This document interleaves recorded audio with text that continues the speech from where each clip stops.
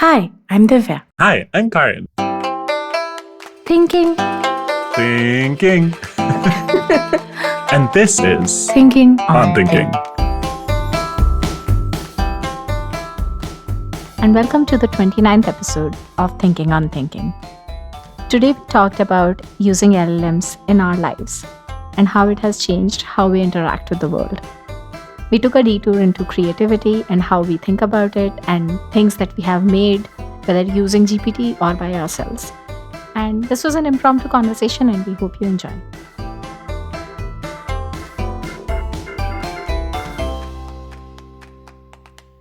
So almost always when we record our podcast, we pretend that we are starting in the middle of a conversation, but most of the times we are actually having conversation specifically for the podcast. But this time, for the first time, what we have decided is that we're going to record a podcast because we were talking about something interesting and both of us are like, this should be a podcast. Okay, so the question I asked Karan was, it's been a few months of using LLMs, both of the visual kind and of the text kind. And what has changed for him? How has his thinking changed? So, of course, there is one layer of processing where what can I use LLMs for? What can I use ChatGPT for? But how has your worldview evolved as you have been using these AI tools? Sometimes when I'm trying to think of a word, like there's this phrase which I'm really going to struggle to pronounce because it's from the French, but in ambience, I believe it is. And like I could not remember the word ambience, right? And but you can just ask ChatGPT. I was like, hey, there's a word I'm thinking of that means it's like they're waiting. It's like the gifts are in abiness, something like that. Something is pending. And it just was like, oh, it appears you're thinking of the term in ambience. It originates from the Old French. And like, right, like it's like, it's so annoying when you have like one of those, I don't know, what do they call it? Like brainworms? There's some colloquialism for it where something like that you're trying to think of and you can't remember. Yeah. Yeah. That's maybe almost like a more tactical level of like, oh, here's this thing I could do and now I can do it differently. Or now I can do it better. But I think the question you were asking was more around like, how do you think differently after you realize that these tools are available to you? Because I don't know if you have heard, there's a statement that is used sometimes in design. The tools that we design us. Oh, no, I've never heard that. Like, the way we use language, it affects how we think. The way we design our buildings affects how we feel and how we think and how we relate to different people. The way we wear our clothes or, use our tools. Like all tools that exist, they alter how we relate to the world in some way or the other. And like I have started noticing some changes in the way I think about things because I've been using AI for some time now. And I was just curious, like, because I know that you have also been extensively using it in both like personal and professional spaces. And how does that, I don't know, like what has that done to the way you look at world and problems and your life? It's interesting. I think what it is I've started to feel like there's someone I can talk to about things who will be knowledgeable. It's interesting. Like I had a whole conversation with it about like how my phone, because I'm holding it with my pinky, is kind of like hurting my wrist. And I was like, like if I move to a heavier phone, like what else would I need to do or think about to just redesign that experience? Because I have a habit now, right? I have a habit of lying down, holding my phone in a certain way, and that weight is going on my pinky. And so it was just like someone who also knows about ergonomics, also knows about habit changing, also knows about like how difficult it is to like do these things, right? Like you can have a conversation with it about like, how could I do that? Would this intervention work? I like had a different conversation about like how I feel like it's hard for me to digest fibrous foods. And then like, I don't know, I had a different conversation about like this type of surgery that someone had told me about that they were doing called a Whipple surgery, and like what does a life look like after that, and what does that surgery mean, right? And it was like someone I could ask questions to, whereas a lot of times when you're doing that kind of research, it's a one-way research. You can go find information, but you can't dive deeper into parts of it or clarify your understanding. Maybe another interesting example is there was a little while ago that I was interested about the word kids slang and where that came from. And then it was really interesting to realize that it came from the Romanian language. Well, it came from like this thing called thieves' cant. I don't know if you're familiar at all. Okay. No. So thieves' cant is this way of speaking that was between like members of like the underworld or unsavory characters so that then law enforcement would not be aware of what they were saying. So something might be like backslang, where the order of letters and words would be reversed, or they would rhyme something. So stairs might be referred to as apples and pears, or a metaphorical slang. So kids comes from that. And a lot of the words in Thieves' Cant come from other things like Romanian, which interestingly, Romanian has these hints of connections with Sanskrit, which was really just interesting, right? Like I went down this whole conversation with ChatGPT, which was so interesting to me. And that kind of free form following of ideas, I feel like was possible in libraries, and then it was possible in Wikipedia, but it's possible in kind of a different way now because, again, it's a two-way conversation. It's like what was possible in a library when you had a great librarian to talk to, but was not really possible on Wikipedia, and now it's almost possible again. Do you feel like the world feels more understandable? I feel like knowledge feels more accessible. What's the difference? I think the knowledge was always there, but it didn't feel accessible. For example, I have a passing interest in military equipment, right? So over the years, I've kind of researched various military aircrafts and, armaments and whatnot. That knowledge is accessible, right? I could go up and research and find the information I was looking for. But it's a very different thing to be able to understand how people making decisions or people operating in a different scene or a different environment might have acted. So for example, when I was asking ChatGPT about Thieves' Cant, I asked it, could you give me an example conversation between two experienced thieves discussing a more novice apprentice who has committed something like whose robbery has gone wrong, right? And now it was able to kind of give me a example conversation that might happen between these two people, and one that would be highlight for me how experienced people or people who are conversant in this way of style of communicating might talk at a higher level than someone who is less conversant. How are you going to find that normally? Yeah, a similar thing would be to understand how does a military commander think about what types of aircrafts to use for what types of missions, right? Or how do you think about how to position when you're trying to make a show of force, right? Like those are the kinds of things that you can't really research. The knowledge is available, but understanding how people apply the knowledge is a different thing. And I think that when I say accessible, it's understanding not just the core thing, not just that this thing exists and people did this with it, but what was the rationale that led to that? And I think when you understand more of what led to something or the rationale or the reasoning, that's what makes it accessible. You're not memorizing it, you know why. So I started trying to learn philosophy back in 2015, I want to say. For whatever reason, I just felt like I needed to develop an interest. And I tried to get through Coursera. I tried to read readings of philosophers. Especially coming from somebody who had a hardcore STEM background, it was so difficult to get into it because my brain just kept screaming at me, especially as I tried to go through conventional educational routes. What is the point? Why are we doing this? Why are we doing this? And that's the precisely wrong questions to ask when you are trying to learn philosophy. Honestly, when you're trying to learn anything, but more so for something which is as abstract as philosophy. And then I found this podcast called Philosophize This. And that was such a game changer because he contextualized everything that a philosopher was talking about, especially how would this be implemented in today's world? What would it make sense if you were to look at the world today? There was this other channel called PBS Idea channel. He also used to do something similar. And it's only over time, just exposing myself to more of these contemporary explainer people that I started understanding, oh, this is what philosophy is about and this is why it's there. And now I can go and read more complex stuff. Now I wouldn't fall asleep if I'm reading Camus or Rousseau. I'd be like, okay, I can still do this. But in the beginning, it was just so difficult to get my teeth into it. And the way you were just describing it, it made me think that, oh, you don't need to wait for an idea channel or a Philosophize This. If you want to get into something, you can actually get into whatever topic you want to get into, because while GPT is not as high quality, it is able to contextualize the problem statement for you. Yeah, I think that is very true. I think it's also, you kind of hinted at this, but it kind of depends what kind of learner you are and what you find challenging. So for me, I find deciding what to learn very challenging, right? Like I almost want someone to help me curate the set of options available.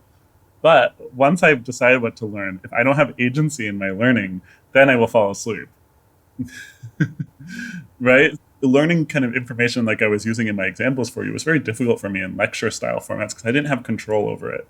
But in these kinds of formats, it's really great because I feel like I'm choosing it. Hmm. But the first problem still exists for me because that's not so much being solved by something like this. That's why structured kind of courses don't have the same sort of inherent recoil for me that I think they might for you, because they help me curate that. They help me decide, oh, out of all the things I could be learning in financial economics, here's 10 topics in 10 weeks. Yeah. I find structured academia infuriatingly boring. Yeah. Do you feel like you're using Gen AI for some things within education? I don't think that I've used it as much for the learning dimension. Like, I did ask it to structure a course on graph theory for me and like teach me graph theory day by day. But I went till like day 3 and then I dropped off. I'll pick it up again someday, hopefully, probably. Who knows? It's very interesting. I don't think I'm using it as a knowledge source. Hmm. I think for me, AI has enabled making a lot more than it has enabled learning and understanding. Interesting. So, like for me, like the space of I didn't know I could do this before, and now I can. That is what AI is enabling, and it's very interesting. Like some subsidiaries of this, which is why I initially asked you the question. That I've realized is, I think value of an individual idea is just not as much in my mind anymore. Okay. Like I'm finding it way easier to throw out ideas. I'm finding it way easier to just like keep trying for more options, even in my own mind, right? Like that. I don't know if you've heard this, but like Apple used to have this philosophy where they would generate 100 ideas for a thing, even if they end up using the first one, they would still generate 100. Um, and I think like I'm able to do something similar more now because my brain doesn't just give up after the first like 5 ideas or first 10 ideas. It's very easy to like sort of keep myself there. Huh. Like, could you give me an example? So there is the part of like, asking GPT to generate ideas. Of course, Sure. it can generate a lot of options. That's amazing. All of that is awesome.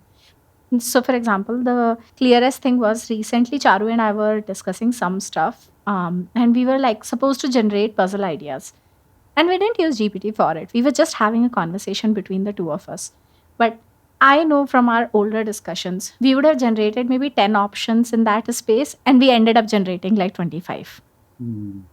just within that particular space itself. Right? Like, oh, we can do it like this and we can do it like that. And even minor variations, which would earlier have been discarded. So, in a weird way, at least in my mind, the creator and the curator roles have been separated, and the creator is allowed to exist for longer, and then the curator is allowed to, like, cut things out for longer. Which also means that, like, I find it way easier to say, oh, this is a good idea, but maybe not for this thing. Let's just get rid of it, even if it feels really amazing.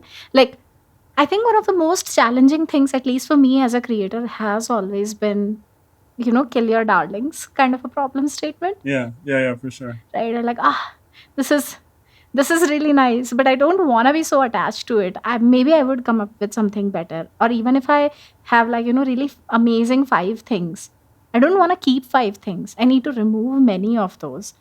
There was only space for 2 ideas. I need to remove 3 of those. And now I'm just like finding it easier and easier to remove those 3 ideas without it having an emotional cost on me. So I think like rather than knowledge creation is the aspect that it has enabled more. Hmm. So something you said in there really like caught my attention. You kind of said it really in passing, but you use GPT to generate ideas. Like how? Talk to me more about that. Like, is it like you'll have like a problem where you'll be like, oh, hey GPT, we're trying to figure out this. I don't know if it's the game you and Tyra are doing. Like, we're trying to figure out this scenario for our game. Hmm. Help me. Like, what Hmm. could be 20 things the person could be doing before they get here? Is that like kind of how you would frame the question? So we had to come up with a setting. And we knew that we wanted a setting in India.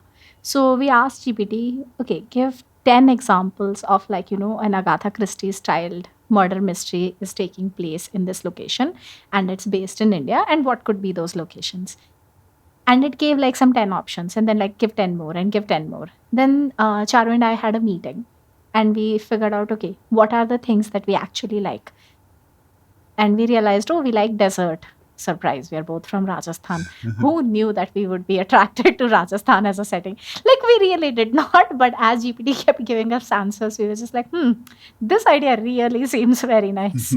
But like, we asked it for a bunch of different options and sort of giving slight variations. So, like, nature oriented settings or more urban settings or more like, old location settings.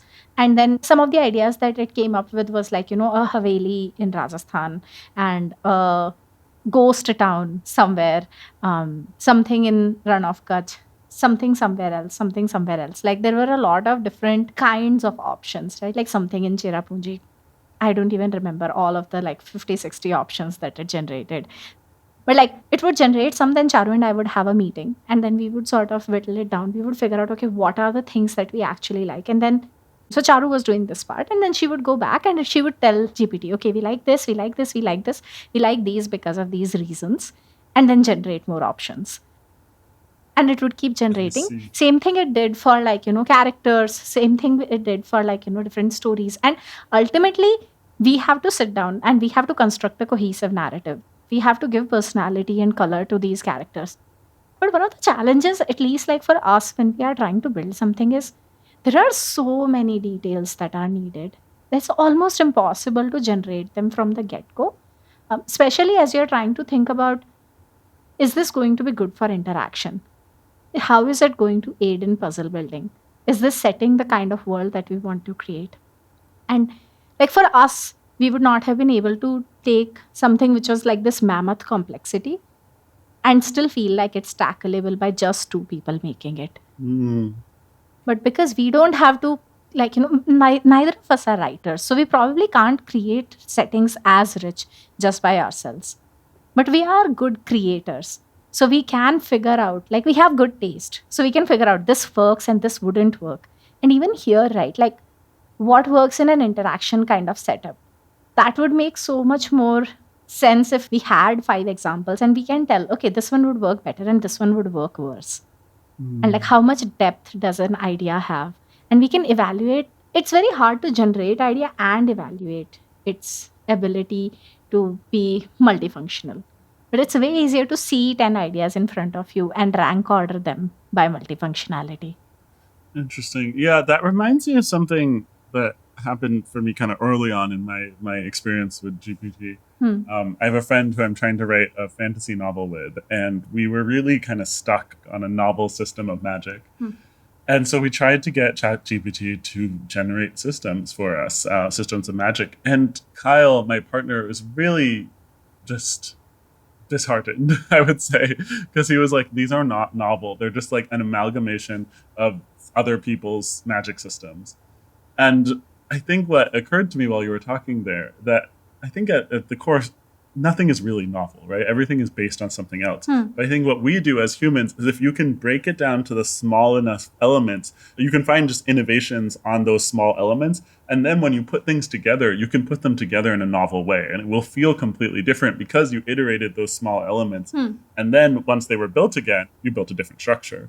Hmm. And I think the thing that we ran into when we were trying to do our GPT driven creation is we didn't break it down to a small enough level, Hmm. right? Asking it to generate a full system of magic, there's so many components to that, right? Like, Yeah. what is the consumables? What are the limitations? What are the outputs, right? Yeah. But if we had instead maybe broken it down and been like, oh, give me 10 ideas for things that could be consumed by an interesting system of magic, right? And then maybe done 50 of those and figured out which ones we resonated with Hmm. and constructed it from there, I think we would have had a much better outcome. It's interesting because a lot of the dialogue I see among creators, it doesn't really talk about this aspect, right? Which is that you can take those components Hmm. that sometimes, like you said, there's so many details, and if some of them have gaps, it feels really weird to the reader, to the person engaging with your work. But if you can have GPT like help you in evolving some of those components, especially the ones that you maybe don't feel as strong about. You can make your final output so much stronger. Hmm. I feel like that's really been missing from the dialogue so far, at least that I've seen. You know how when assembly line was first quote unquote developed, it would be, or rather, when machines first started getting used in industrialization, one would think, oh, but the machine can't actually produce a full blown sewing machine. No, it can't.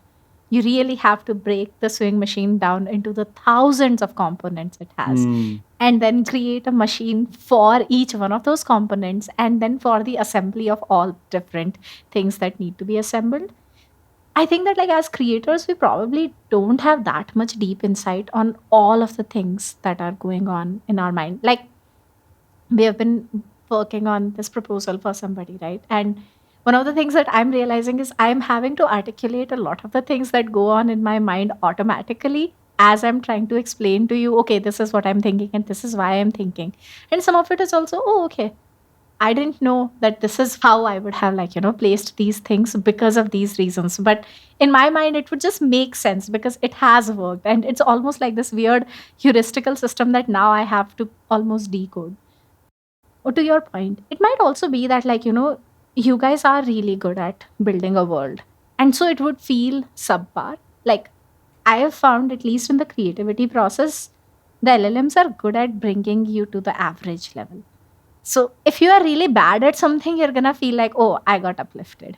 And if you're really good at something, then you're going to feel like this is a downgrade. I could do way better than this. Yeah, but that's why your point about breaking it down really stuck with me, right? Because I think, just to stay with my system of magic example, Hmm. what we got stuck with was we didn't want something that felt too powerful, and we wanted something where it felt like the consumable or the limitation was real, right? So both, like, no one's like throwing fireballs, but also, Hmm. like, whatever you're doing, maybe it takes a long time or something if it has a big impact, right? Hmm. But then where we started to fall down was in kind of the onboarding, if you will, to use a tech term. But, Okay. like, how does someone progress from, is it innate skill? Is there training involved? Like, what is the flow? Because I think what happened was is we had kind of snapshots. We had a snapshot of certain characters, and we knew where those characters wanted them to be. But then we were trying to fill out the backstory of how did these characters end up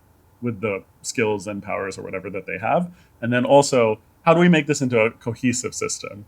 Hmm. So I think if we had maybe broken down the parts of it that felt hard, right? And I think driving narrative cohesion was the part that really felt hard. And then tried to maybe work on just those parts, we would have figured out that there was some part in there that we weren't as good at. Like Hmm. you said, maybe we're really good at world construction, but there's some part in there that we're not as good at. And maybe, like I was just saying, maybe it's the cohesion between the narratives. Hmm. Hmm. Hmm. And then I think maybe what you do is you ask something like GPT, be like, hey, we have these two characters. They exist in the same world. Can you help me with 10 different backstories of why they could have the powers they do or something, right? To be able to really drive into that part of it that is the issue. Hmm. So one of my friends has been trying to learn French using GPT, and GPT is just like structuring different lessons for it. How cool. Have you tried to use it for something like that? Not really. I've used it for some translation. It's very good at translation. It's really interesting because I actually used it to translate some poetry from Turkish. And it was the kind of thing where it's so hard to translate online, Hmm. especially poetry, because, right, you're going to get like an exact translation from Google Translate, which is not what Yeah. you want. And that's assuming the language is in Google Translate, which isn't true for all languages. So that's been an interesting thing to kind of learn. But no, I haven't tried to do like structured learning like that, where I've only asked it to translate in different ways. Like song lyrics, I've also asked it to translate for me. Hmm. It's very cool to ask it to translate it because you can, again, go into so much detail about it, right? You Yeah. can be like, oh, what is the context of these? Why would they bring up this kind of tree versus a different tree in that time period? And it'll be able to answer for you, Oh, wow. right? Like it'll talk to you about the trees in the 16th century in Turkey represented this. Oh, wow. It's amazing, frankly. That has, oh my God, yeah, that has just inspired me to go and, like, look at some haiku Mm. through the lens of GPT, because I think, like, haikus tend to do a lot of that, where there is a lot of contextual language that is hidden within those, like, few syllables. Yeah. Like, because especially when you think about Japanese or Chinese, the characters can mean multiple things. But hopefully, like GPT would actually know that this character represents this thing and this thing and this thing. And this is why this haiku is multiple meanings all in one. Yeah, that is interesting. Actually, I was looking while you were talking about haikus just now, and I found the poem I asked. So it's actually a Kurdish Turkish author, and I'm not sure if it's in Kurdish or Turkish. But to give you a sense, so the first line, Erugan Valar Akmis, this is now what GPT is saying, likely refers to the blooming of the Judas trees, also known as Uruguvan in Turkish. Their blooming symbolizes the arrival of spring. However, with the second line, the poet expresses mourning or sorrow, Yati Skin, perhaps implying a dissonance between the beauty of spring and the emotional state of the speaker. The sense of sadness or mourning persists despite the blooming of the trees, perhaps indicating a personal or societal issue that overshadows the usual joy of spring. The next two lines translate there is no spring and there is no country. These lines can be expressing the disillusionment or loss. The absence of spring might be suggesting a lack of renewal or hope, and the absence of country might be representing feelings of displacement or alienation. So it continues. There's about three more lines of analysis on the poem, Hmm. but I think it's really interesting, right? Like you wouldn't be able to kind of understand these levels. It's Yeah. kind of like getting to talk to someone who actually understands Turkish and actually understands poetry. You know what? As you were just describing it, it just made me think about. Oftentimes, when we think about solutions, we try to think 99% is as bad as 0%. Yeah, But in reality, even 50% is so much better than 0%. Like, we would never be talking about a Turkish poem, especially not in the depth of like whatever this person is like, experiencing. And now just thinking about whether I can like, read something in Malayali, or actually, I don't know how good GPT is with Indic languages, but like assuming that it's okay.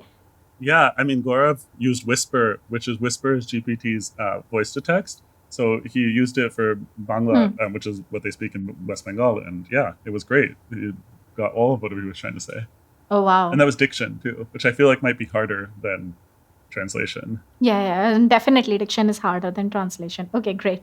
So I know that there is a lot of literature in India which is written in Malayalam and in Bengali, and it's inaccessible to me. I'm not somebody who understands languages easily. They are one of the things that even if I want to try and learn, it's like really difficult. Huh. This could be like such a pretty way of interacting with a much broader spectrum of literature than I would have ever imagined before.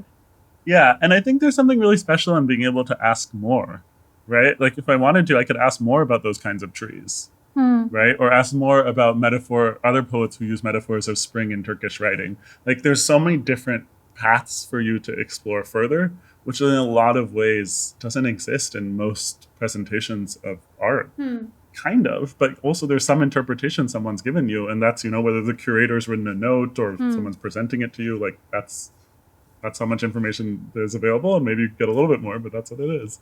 This is so true. Just because you reminded me when you brought up Indic languages a moment ago, one other really interesting use case was my sister just had a baby, 6 days ago, and we were trying to figure out a good name. And something I did is I told GPT all of our names. Right, I told it my name, my sister's name, my grandparents' names, my parents' names, my brother-in-law's name, right, everyone's names, and I asked it to suggest names for us. Hmm. And it did an interesting job. It came up with a set that was like reflected both families' heritage, a set inspired by my sister's side, which is the Punjabi Sikhs, a set inspired by my brother-in-law's side, which are South Indian, they're Tamilians. So it's just interesting. I Hmm. think that kind of thing is so hard to curate the massive amounts of information available, and even to maybe see the connections. And it can just see connections in a slightly different way than we would. And then, of course, its ability to curate information is unparalleled. It's so hard for us to curate information like that. This is so interesting because, like, as you were speaking, it also made me think about a lot of the arguments against GPT or other LLMs are that, oh, it's just regurgitating information and it's not true creativity. But it's like, I find that a question as pointless as when people say, oh, but there is no true meaning in life. And it's like, sure, you can try and be cynical and philosophical, but you are living day to day. Sure, it might seem like, oh, but this is not true creativity. But if somebody helped you put into words exactly the thing that you were feeling, or helped you understand exactly the thing that you were trying to understand, then it doesn't really matter, right? Here, for example, if your sister could find a name that reflected both of your family's heritage, then it doesn't matter if it is the name that only your nephew has, or if it is a name that multiple other people also have, because, like, it is perfect in your context. Yeah, that makes sense. I think you might be conflating a couple of ideas there, though, because I think part of it in some of these things is people feel like it should be a struggle. Hmm. And if it's not enough of a struggle, then it feels like the place we've reached can't be the end place. You know, like Hmm. we may have been fine with getting, I don't know, a 60% if we had to work to get the 60%. But if the 60% came easily, then, we're not fine with the 60%. Then we need at least an 80%. I Maybe, but I also think there is another thing. There is this aggrandization of specially creative skills since the Renaissance period, Hmm. where there is like, oh, there is a lot of struggle and there is a lot of this and there is a lot of that, and only then you get to be a true creator. Um, Whether it is like, people going to museums looking at modern art and being like, oh, my kid could have done that. Yes, the point of art is not for it to be inaccessible, that only a select few get to do it. The fact that your kid can do that is not a negative, Hmm. it's a positive. Everybody should be allowed to do it. Everybody can make cultural contributions. Like, it's not a real thing because it didn't take effort, I think, is a little bit of human psyche looking for a easy out so that, quote unquote, you don't have to put in the effort yourself. Like, if only certain people can paint gorgeously or write beautifully, then it's only their responsibility. It's not our responsibility to actualize those parts of ourselves. Then we can sit in front of the TV and do nothing. Like, I don't know. I feel like again you're conflating a couple of things because I'm reminded. I think it was Naval Ravikant I was listening to on a podcast, and he was talking about how he doesn't strive for happiness because he's realized a lot of these positive emotions are in contrast to something else. Right? You're happy because you used to be unhappy, and now because you've moved from that unhappy place, you're in a happy place.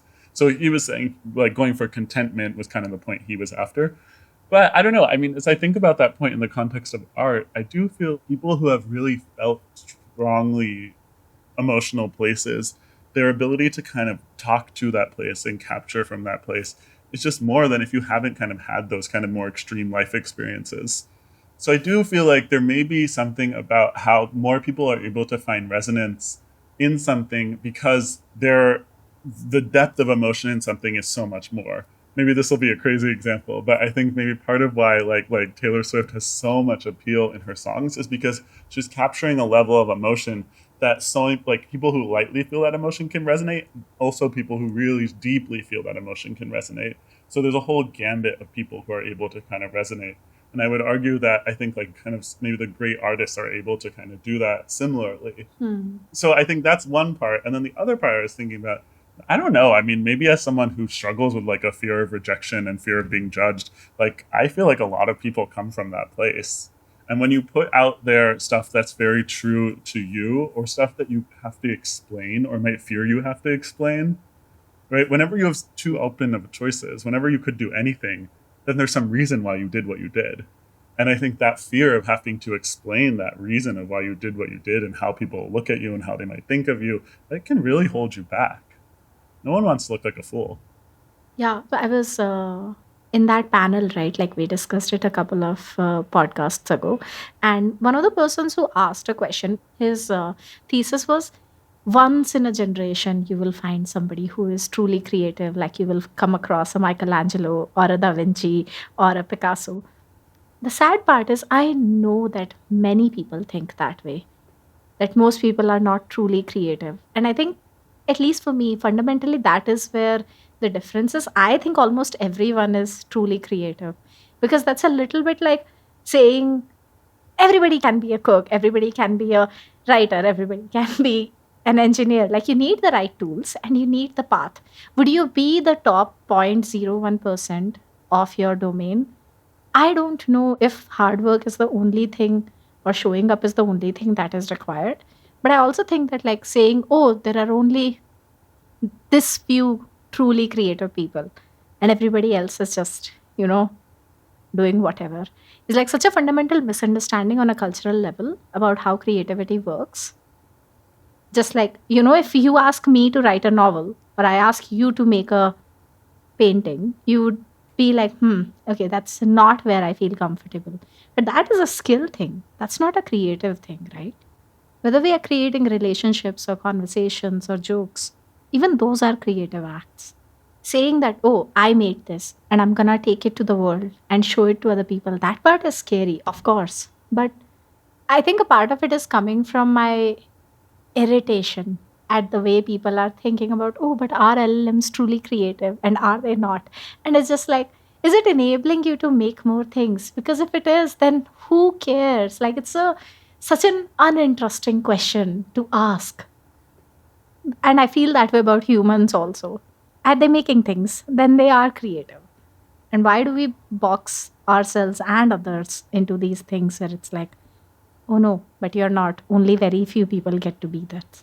Um, hmm, that's interesting. I feel like, yeah, that maybe the right model for thinking about LLMs is much more as an evolution of the existing tools we have, right? Hmm.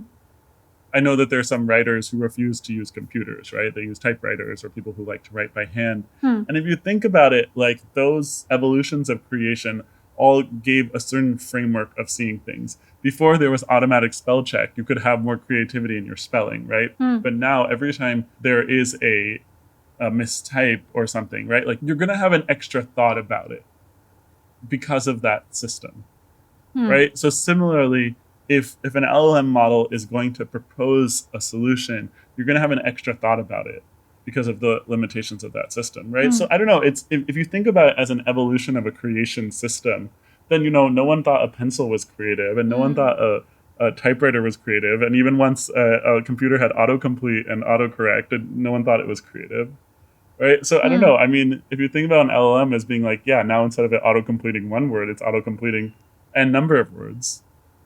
Hmm. I don't know. It doesn't ring fully true to me, but I feel like it answers part of it. I'd have to ponder it a bit more, I think. Hmm. But as to your other point, I think there's an interesting kind of gatekeeping that happens around creation and making. And I think it's funny because I think it actually came from trying not to do that, right? Like maker spaces were designed to be open to everyone. Hmm. And a lot of the vocabulary around the creator economy was the idea that anyone can be part of the creator economy. But instead it kind of became like, well, if you followed a traditional path, this is not for you. If you went to business school, you cannot be a creator. Hmm. And if you like studied economics, or right, like if you did any of the things that people do, you're not part of this. This is for everyone who wasn't part of those things. Hmm. And I think it's interesting now how people have started to look at themselves as creative or not, whether or not they're part of the maker economy or not part of the maker economy. Because I would have thought of myself as a creative person, Hmm. but not someone who really created until I think we started to work much closer together a few years ago. And now I don't really have those kind of concerns in my head anymore of like, am I an artist? Am I a creator? Right? It just like feels much more immaterial. But for a long time, that felt very material. Hmm. It felt like, oh, I'm trying to claim something that I'm not entitled to, which is a lot what you were saying earlier, right? That we've created this myth of saying you must have suffered in these ways in order to be the kind of artist that we should pay attention to culturally. Yeah. It's interesting. I don't know. I think that part of what was happening about a decade ago when design thinking was really coming to the forefront, there were a lot of books that I remember were coming out. Like there was a book called The Creative Habit, and like these ideas around like creativity was a muscle you had to grow. I don't really know what happened to that because I feel like when I was starting my career in the late 2000s, early 2010s, there was a big focus on saying like, yes, creativity is a muscle. You must focus on that and, do small things and someday you'll become more and more creative. I feel like that kind of dropped out of cultural parlance over the last 3 years. I don't know. If you just think about it very objectively, it is more financially beneficial to somebody who is in the know. Like, let's say I have made my career as a creator. The gatekeep. Yeah, it would be financially better for me if I get kept. Yeah. If I just told people, no, you are not allowed to be creative. Like one of the debates I had with one of my friends a few months ago, when we had not actually yet started using Midjourney as extensively as we do now. And their argument was, oh, creativity has been open to everybody for so long, anyways. And I was like, no, not everybody has 7 years to dedicate to their artistic practice. I'm sorry. It requires a certain kind of privilege to say that, oh, you should just draw 3 hours a day for 7 continuous years until you get better. No, not everybody has that kind of time, that kind of skill, that kind of money. Like, very honestly, we don't. And why should some people's ideas be worth less because they don't have the privilege? And again, access to these tools is also not equitable, but it is way more equitable than people who have only, than just the small segment of people who have potentially spent some amount of time and gotten somewhere. And I think so much of it also has to do with what you think people like you do. You know, this is a little bit of a leap, but I was listening to I think a news story recently about how important it is to to give dignity to people, especially when there's been a natural disaster or something, right? And so you're giving help. I think it was about Maui and Lahaina, right? And it's like, but you want to be do it in a way that you're treating people with dignity. And I was just thinking about that it's interesting how culturally in the US we have so much of a focus of like, if you are gonna like get dishonored or something, it's better not to do it, even if it's like kind of a question of like shelter and like food and such, Hmm. right? Whereas I think culturally in other places that doesn't exist as much. I mean, sure it's there, but it's not as much that you need to show your dignity for all people, right? Hmm. It can be that there's a certain group that you're maintaining that for, and I'm thinking a little bit more of India Hmm. at the time, but right, but and as long as you're confident in your standing in your group, it doesn't need to be for everyone. So I don't know. I think as cultures Hmm. evolve, we look at ourselves in certain ways, and we deem certain things are accessible for us or not accessible for us. And I think, right, like in such a dignity kind of focused place, yeah, the Hmm. idea that you would do something undignified, right? You create something that a child could create. It's like shit. I don't want people to look at me like that. Like in the U.S. and I wonder if it's true in other places. There's this whole wine and paint movement where you come. It's like a thing you do with your friends, and you come and you drink wine and then you paint. Hmm. And it's like, well, you're drinking wine anyway. Hmm. Like no one's going to expect your painting is going to be great. So it's taken this thing Yeah. and giving you almost an excuse. It's so entertaining, like the social structures that we set up, and then the mental gymnastics we go through so that those social structures do not stop us from doing the thing that we want to do. It's very funny. And I wonder if we might get to a point where it's like, created with GPT or something, and that's like almost a badge on certain types of creations that lowers the mental barriers to doing it, right? Or we Hmm. know if it's curated with GPT or something, right? Like people are going to be like, oh, GPT had a big part in that. It's fine. People are producing thousands of those a day. Who cares? And it becomes this lower barrier of creation in some way. Hmm. Yeah. I'm excited about like how, I don't know, maybe less so now than I was before, because I can see that like people are already getting set in their old previous ways of thinking and like stopping to engage with like the difficult questions that these LLMs were posing. But hopefully, eventually, we may face those questions again of like, what is consciousness? What is creativity? Where does value come from? I think also what's happening is people are finding a use case and doing it, right? Like I found a knowledge use case, and that's what I've been using Hmm. my LLM for, right? And that's why I think Hmm. hearing you, and now Hmm. I've been able to imagine in my head where are different places I could use it for a generative use case, right? Where I could kind of, like I was saying, break down a problem small enough that I would love to know 50 different ideas around that part of the problem. But that didn't feel accessible to me as Hmm. much before, right? Like it felt like that was a thing that like other people knew how to do, but I didn't have those kinds of needs, and I didn't think in the way that I would use GPT for. That was kind of how I thought about it. But now I'm like seeing there is a way. Hmm. I don't know. I think when things are too broad, and again, this is particularly for me, but when things are too broad, it's overwhelming. So you're trying to make things into an understandable, digestible box. Box. Yeah. Yeah, and I think like you're saying, right, those big questions of like what is consciousness, what is creativity, those are big big big box questions. Ooh, no one wants to do that. But this is really cool. I'm glad talked about Yeah. it. Yeah, because I feel like now I have some things I might try out with GPT, which is good because I feel like I was saying, I think I've gotten into a particular style of engaging with it. And I can even see my usage has started to drop off recently because I've been like, I know what I can do with you. No longer 15 chats a day. I'm also really glad that like we spontaneously decided, this should be a podcast conversation. And then we just decided to have one. Yeah. I think at 29th episode, it's a good one to have.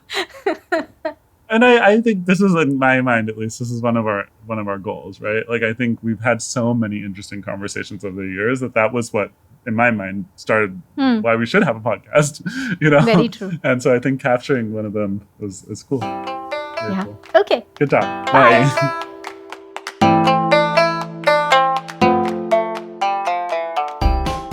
Thanks for listening to this episode of Thinking on Thinking. Our theme music is by Steve Combs.